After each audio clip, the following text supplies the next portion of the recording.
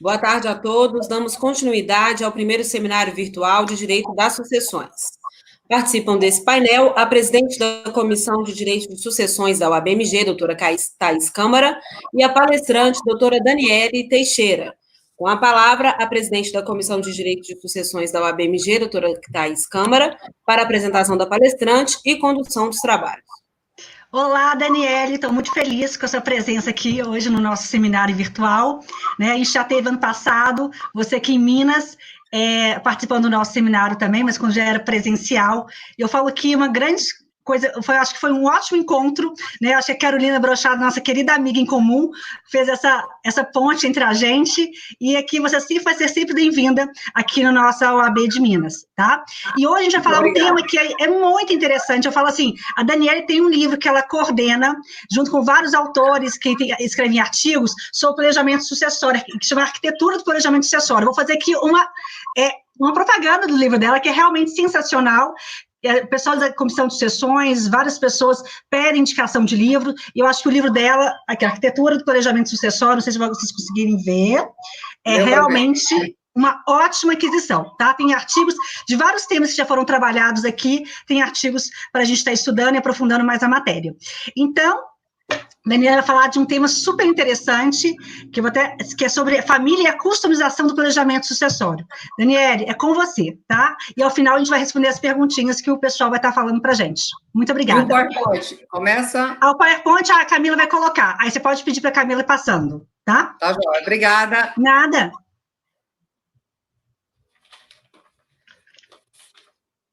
Gente, boa tarde. Enquanto não entro a tela do PowerPoint, eu queria agradecer mais uma vez, em nome da Thaís, da Gorete, toda a estrutura desse congresso, pela iniciativa, pela postura de, ainda num tempo tão difícil como nós estamos, fazendo um congresso de tanta qualidade como esse no momento.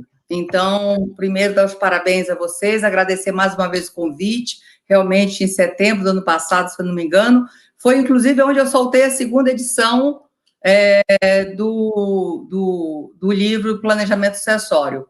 Eu aproveito para dizer também que esse livro está com 30% de desconto no site, já que está fazendo uma propaganda, por conta dele ter sido entre os 30 mais vendidos do planejamento sucessório. Bem, eu acho que deu algum probleminha aí no vídeo. Mas aí a gente pode começar, né? A Camila já está voltando, vai colocando. Igual o meu ontem saiu, mas está tudo certo, Daniele. Bem, como é que vocês devem estar, às vezes, estranhando esse tema, né? Família e customização do planejamento sucessório. O que é isso? Bem, por que se falar de planejamento sucessório? Eu acho que a primeira coisa também é essa, né? A gente sabe que o direito societário, nós estamos com... Ele é muito pouco estudado, e sempre dei parabéns por vocês ter essa comissão. Normalmente, direito das sucessões junto com o Congresso de Família, e eu acho muito importante ver esse trabalho autônomo do direito das sucessões, e eu acredito e adoto um direito das sucessões mais patrimonial, mais gestão. Mas, de qualquer forma, a interferência do direito de família, eu não quero o direito das sucessões como consequência. Família e sucessões. Sucessões é muito mais do que isso, mas ele tem que ser visto de uma forma mais empresarial. Aí pode ficar contraditório com o meu nome, família e customização, mas exatamente as peculiaridades para atender o planejamento sucessório a cada formato da sua família. Bem, não se preocupa, Thaís, se não tiver o PowerPoint, eu vou falando tranquilo, tá? Não, mas tudo bem. Bem, então, com isso, a gente, né, o direito de sucessões está nessa fase, porque nós estamos com uma transformações socioeconômicas, botaram o direito de sucessões, eu digo que ele era o patinho feio para se tornar um cisne, né? A área de interesse dele é muito, muito maior hoje em dia, tanto que nós estamos aqui numa comissão dessa natureza. Bem, eu também quero estar destacando que o direito das sucessões, eu já disse que ele é muito pouco estudado no Brasil, mas ele ganhou uma importância que são em virtude desse mundo globalizado, tecnológico. Olha a forma que nós estamos conseguindo fazer esse seminário, né? Então, bem, gente, eu estava um pouco que agora que entrou o PowerPoint, se entrava ou não, vamos lá. Estamos falando o que é essa customização, planejamento sucessório, quem pode se beneficiar dessas medidas, né? Eu gosto sempre de destacar que não existe uma forma para o planejamento sucessório, né? Às vezes se pensam também só holding. Hoje eu acho que teve uma palestra até que comentou, teve a palestra também do Rodrigo Toscano, excelente pela manhã, da Ana Luísa Maia Nevares, e muito, às vezes, se vende muito planejamento sucessório como se fosse só holding. Ele é muito mais do que isso. Nós vamos ver aqui algumas dessas vantagens. Mas se pergunto, sempre é puramente fiscal? Não, tem toda uma estrutura, inclusive estrutura familiar, que se objetiva para ter um bom planejamento, né? Pode passar, Camila.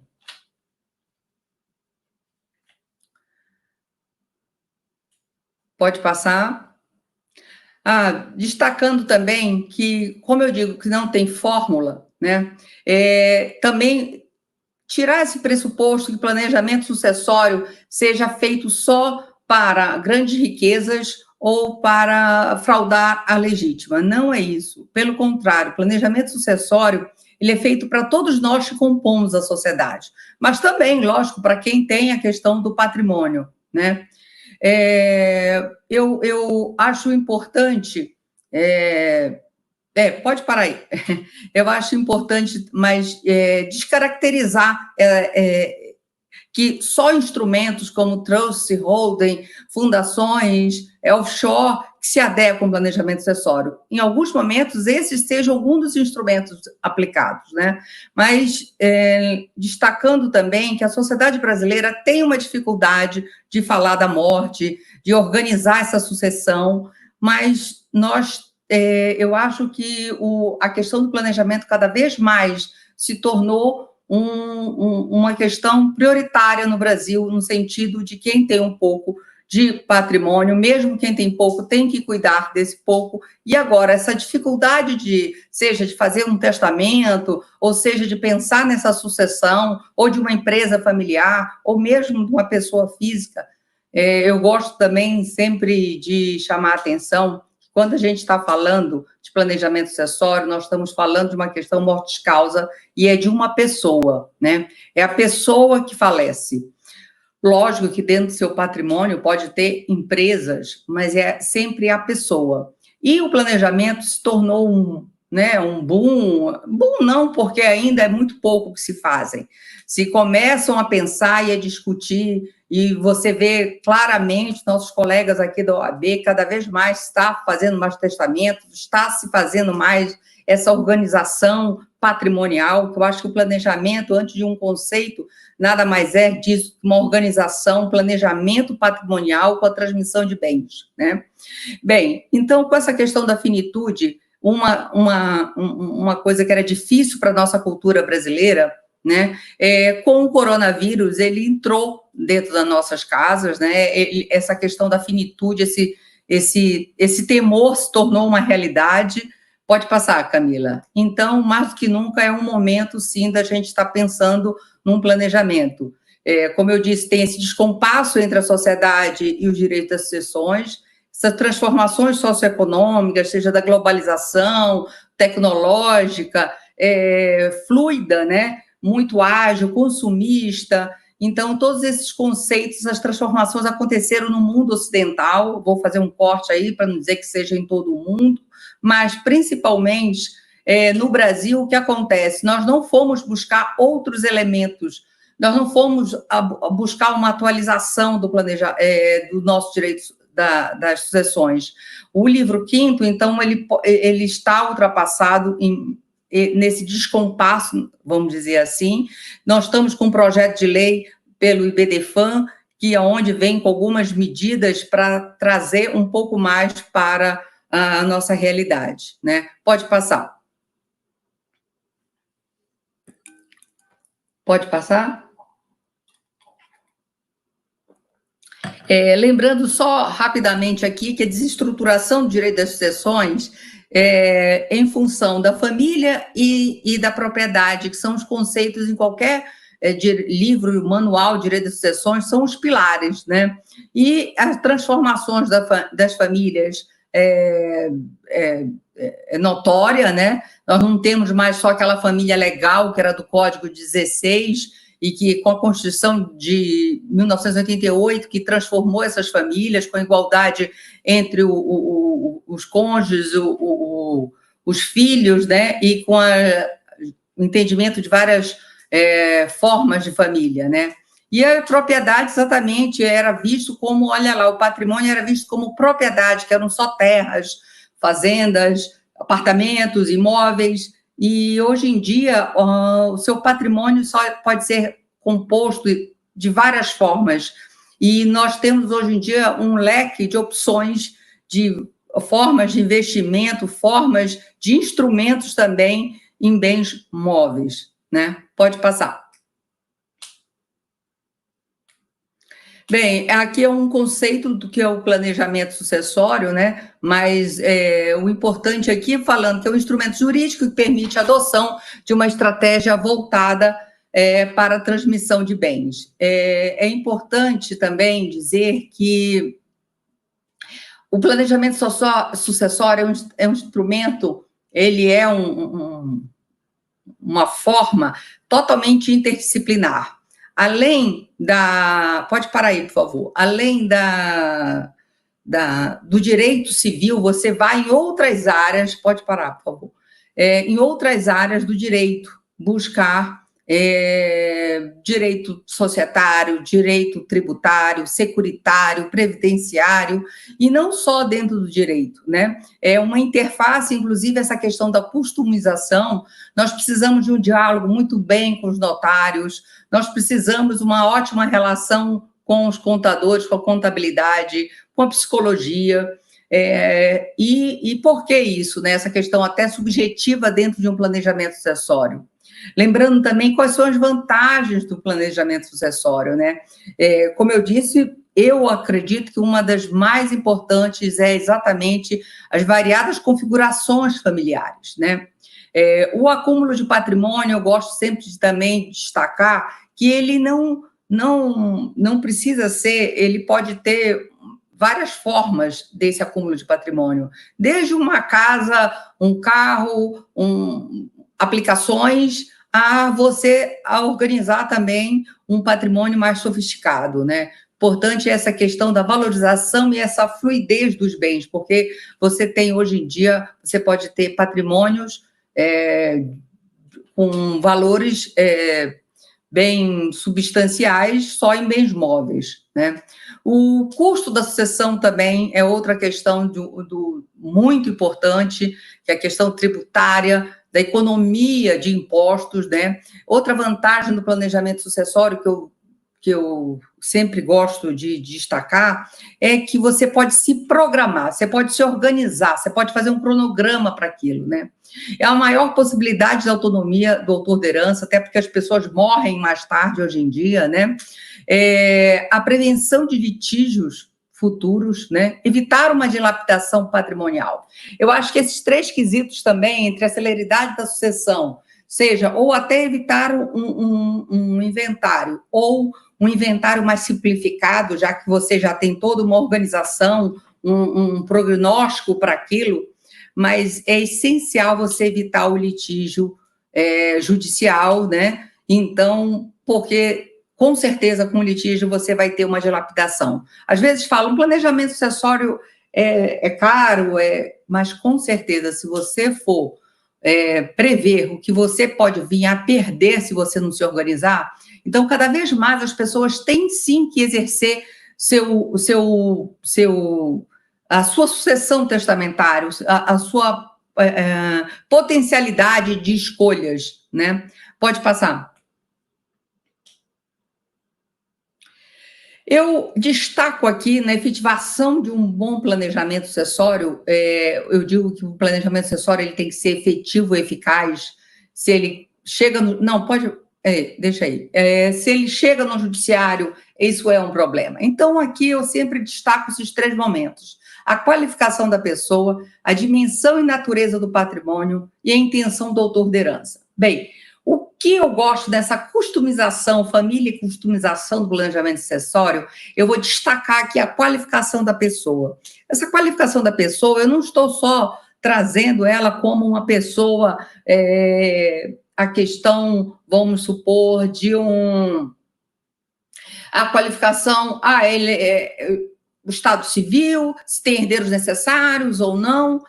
Ele é mais do que isso, né? É o qualificar essa pessoa, como essa relação com seus herdeiros necessários. É uma questão subjetiva de como quem trabalha nesse grupo familiar, seja empresarial ou seja em pessoa física. Então, toda essa qualificação, ela pode ser, para dar certo um planejamento sucessório, às vezes, ele tem que ter essa subjetividade da análise, não só dos instrumentos, mas para você poder escolher quais os melhores instrumentos para aquela situação. Por exemplo, às vezes você tem todos os seus herdeiros necessários e nenhum deles tem interesse de continuar com o negócio da família, né? Lembrando que nós temos as transformações das famílias. A família não é mais institucional, e sim instrumental. Então, nós estamos numa família pelo desenvolvimento da personalidade, né, desses entes familiares. Pode passar.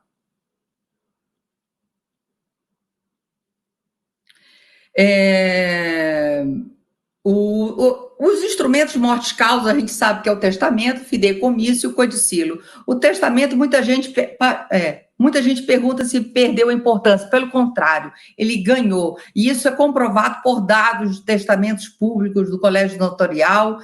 Você vê esse crescimento. O fideicomisso era um instrumento até bem utilizado em um planejamento sucessório, diminuiu em função do Código 2002, que restringiu a prole eventual. O projeto do IBDFAM é para estender, não restringir só a prole eventual. O codicilo é um instituto já praticamente o Brasil um dos últimos a adotar, devia ser mais utilizado no Brasil, já que o Brasil, grande parte desse Brasil é formado por pessoas com menos condições sociais. Pode passar? Aqui, só de uma forma exemplificativa, alguns dos instrumentos intervivos, seguro de vida, doação com usufruto, as restrições de limitação na doação, fundo de rendimentos, fundação, previdência privada, trust, holding, entre outros. Eu só estou falando de uma forma exemplificativa. Pode passar? Lembrando também que o cenário, né, do planejamento sucessório empresarial no Brasil, 85% das empresas são familiares, né? Isso é um dado impressionante. E grande parte são de pequenos negócios, né? E infelizmente, 60% dessas empresas não passam da segunda para a terceira geração, que eu vou até fazer um quadrinho mais à frente. Pode passar.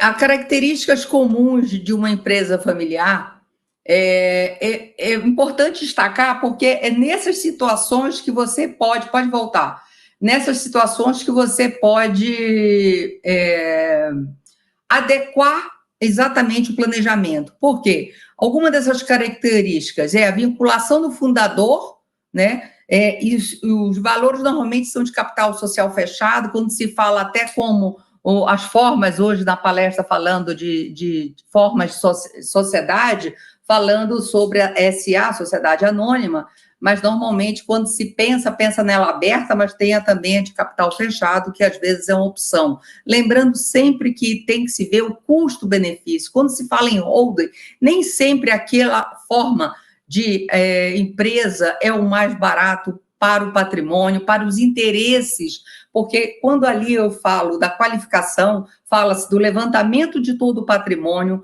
ativos e passivos, né?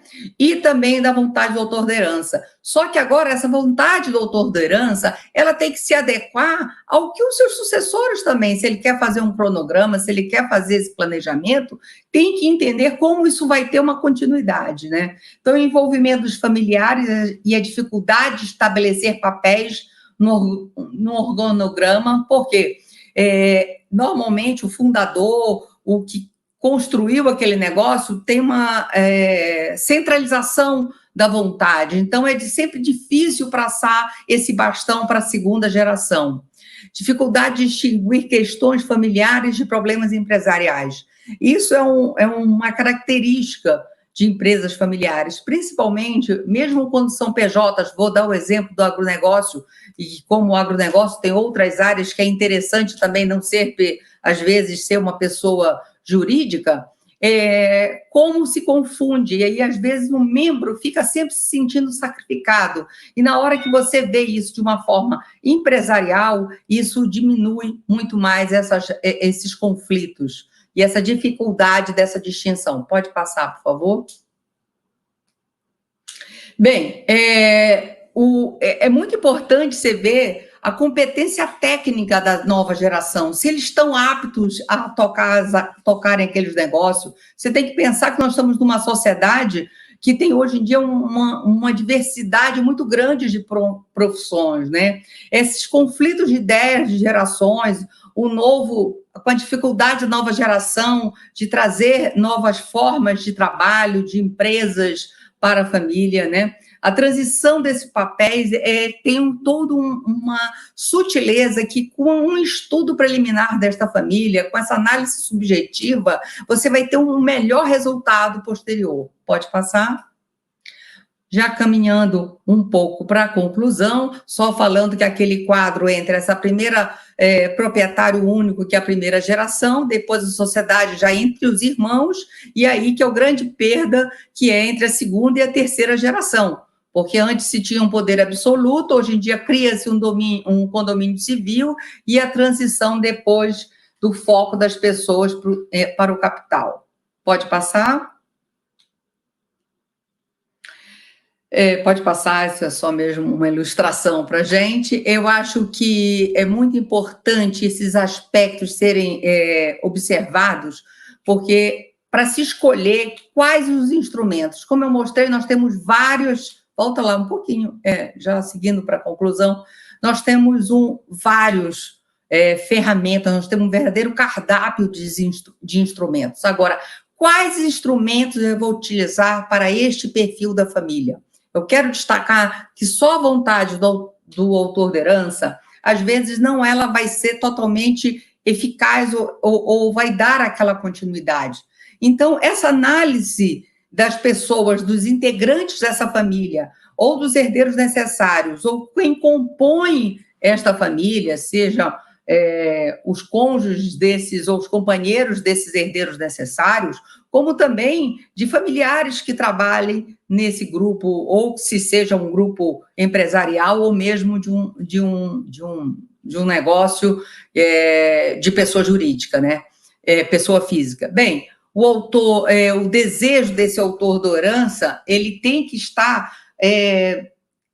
em consonância com a realidade jurídica patrimonial. Então, dentro desse cardápio, né, de ferramentas, eu vou estar escolhendo os mais adequados. E já passando para o último slide, para a minha conclusão e a minha provocação aqui com vocês, eu comecei dizendo que eu vejo um direito das sucessões muito mais empresarial, administrativo, no sentido de gestão mesmo.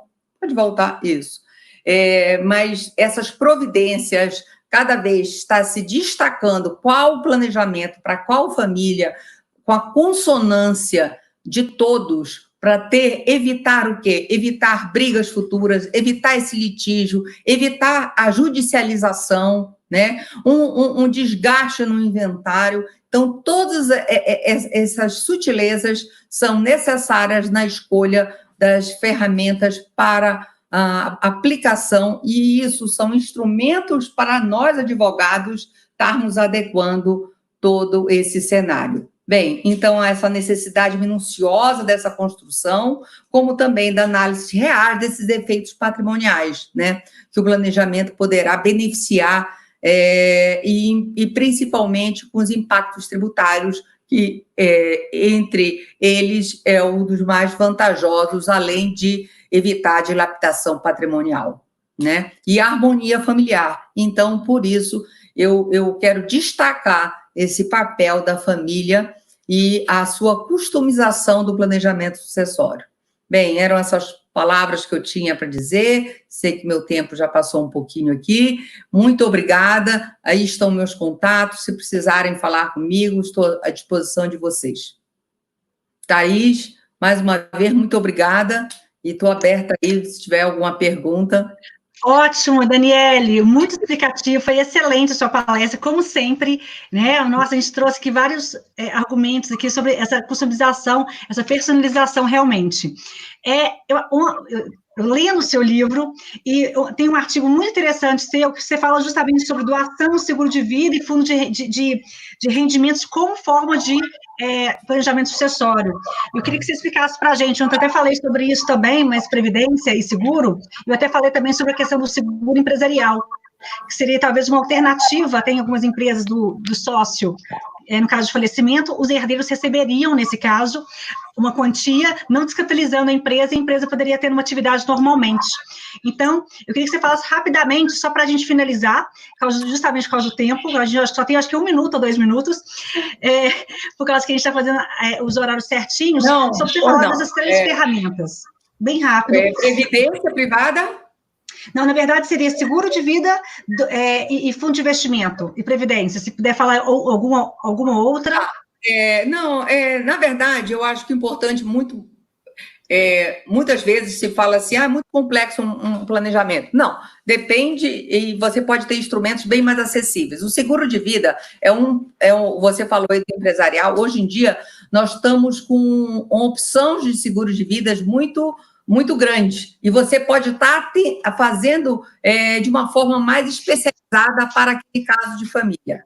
Fundos de rendimentos, a gente tem algumas restrições, porque a gente tem que se adequar à legislação da CVM, né? Então, a gente tem algumas formas que não pode ter essa legislação que restringe. E o outro, qual era? Previdência. Fundo de investimento. Não, fundo eu acabei de falar. Previdência. Normalmente a mais se utiliza aberta, que é uma ótima forma e que também vem auxiliar de vários tipos de patrimônio, a previdência privada, inclusive para não entrar no inventário, dependendo do tipo da previdência, e assim por diante. Muito bom. Daniela, a gente só tem que te agradecer. Agora já finalizar aqui. Daniele, queria também te agradecer, né, mais uma vez a oportunidade de estar aqui com a gente, dessa vez de longe, né, mas ao mesmo tempo tão perto, e em breve a gente espera que essa situação se resolva para a gente ficar um pouco mais perto de novo. Um grande beijo. Espero aqui em Minas, viu, Daniele? Próximo seminário você aqui com a gente. Com certeza, é um prazer sempre está aí em Minas. Eu estou em Minas, na verdade, só que eu estou em Uberaba, Triângulo Mineiro. Ah, que bom. Está aqui, então, está próximo. E muito obrigada pelo convite.